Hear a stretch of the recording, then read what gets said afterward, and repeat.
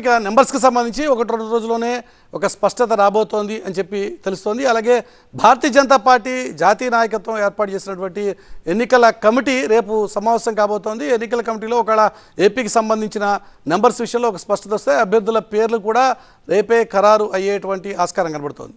అయితే ఎట్టకేలకు సుదీర్ఘ కసరత్తు తర్వాత ఏపీలో మరోసారి పొత్తు పొడిచింది. 2014 నాటి మిత్రులు మళ్ళీ ఇప్పుడు ఒకటయ్యారు. ఇప్పటికే టీడీపీ జనసేన జట్టు కట్టగా తాజాగా బీజేపీ కూడా ఇప్పుడు ఆ కూటమిలో చేరిపోయింది. రాష్ట్రంలో టీడీపీ జనసేన అధికారంలోకి రావాలని కోరుకుంటున్నాయి. అలాగే భారతీయ జనతా పార్టీ కేంద్రంలో దాని మిత్రపక్షాలతో కలిసి తిరుగులేనటువంటి సీట్లు రావాలి అని చెప్పి కోరుకుంటున్నాయి. కాబట్టి ఈ అంశాల ప్రాతిపదికన మొత్తానికి ఈ 3 పార్టీలు ఒక్కటైనటువంటి పరిస్థితి స్పష్టంగా కనబడుతోంది. తెలుగు రాష్ట్ర ప్రయోజనాల కోసమే ఈ రకమైనటువంటి పొత్తు పెట్టుకున్నాము అని చెప్పి ఈ 3 పార్టీలు చెబుతుంటే రాష్ట్రాన్ని తాకట్టు పెట్టి ఈ పార్టీలు పొత్తు పెట్టుకున్నాయన్నది అధికార పార్టీ వైసీపీ చేస్తున్నటువంటి విమర్శ. మొత్తగా ప్రజా ప్రయోజనాల కోసం తాము మళ్ళీ కలుస్తున్నామని టీడీపీ అంటుంటే ఇందులో ప్రజా ప్రయోజనాలు లేవు, రాజకీయ ప్రయోజనాలు తప్ప అన్నది అధికార పార్టీ మాట. 3 పార్టీలు అలయన్స్కి పోవాలని చెప్పి డిసైడ్ చేశారు. పొత్తు కుదిరింది. గడిచిన నెల రోజులుగా నలుగుతోన్న పొత్తుల వ్యవహారంలో ఇవాళ క్లారిటీ వచ్చింది. ఎన్డీఏలోకి టీడీపీ ఎంట్రీ ఖాయమైంది. 3 రోజులుగా హస్తినలో మకాం వేసిన చంద్రబాబు నాయుడు 2 సార్లు అమిత్ షాతో చర్చలు జరిపి పొత్తులు ఫైనల్ చేశారు. ప్రత్యర్థులు ఎంతమంది కలిస్తే అంత బలం తమకున్నట్టని వైసీపీ చెప్తోంది.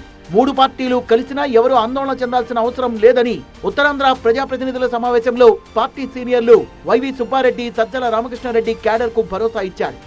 మాట మీద నిలబడ్డ చరిత్ర చంద్రబాబు జీవితంలో లేదని, తెలుగువారి ఆత్మగౌరవాన్ని మరోసారి ఢిల్లీలో తాకట్టు పెడుతున్నారని తీవ్ర వ్యాఖ్యలు చేశారు ఎంపీ కేశినేని నాని.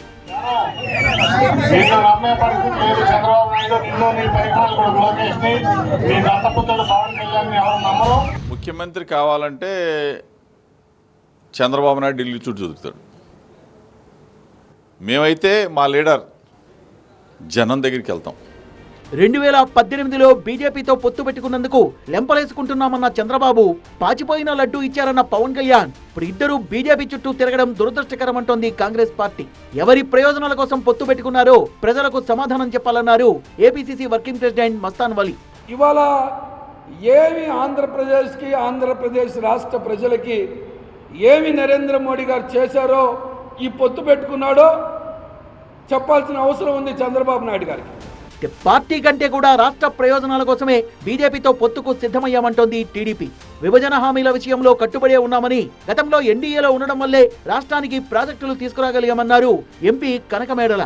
మేము ఉన్నప్పుడు బీజేపీ నుంచి రాబట్టవలసినవి చాలా ఉన్నాయి, చాలా రాబట్టాం, చాలా చేసాం. ఆ విషయాలన్నీ కూడా అది అప్రస్తుతం, ఇప్పుడు చేయటం కరెక్ట్ కాదు. అవన్నీ కూడా సందర్భం వచ్చినప్పుడు అన్నీ వివరిస్తాం. బీజేపీతో ఎప్పుడైతే విభేదం వచ్చిందో, డివిజన్ వచ్చిందో ఆ టైంలో మేము వాళ్ళని కూడా డిమాండ్ చేసాం. ఎన్డీఏలో టీడీపీ జనసేన చేరడంతో బలమైన కూటమిగా కనిపిస్తుండగా ఇప్పటికే కాంగ్రెస్ లెఫ్ట్ పార్టీలు కలిసి మరోవైపు తమ అదృష్టాన్ని పరీక్షించుకుంటున్నాయి. సింహం సింగిల్ అంటూ మొదటి నుంచి చెప్తున్న వైసీపీ మరోవైపు నుంచి వస్తోంది. ఈ త్రిముఖ పోటీలో అంతిమ విజయం ఎవరిది?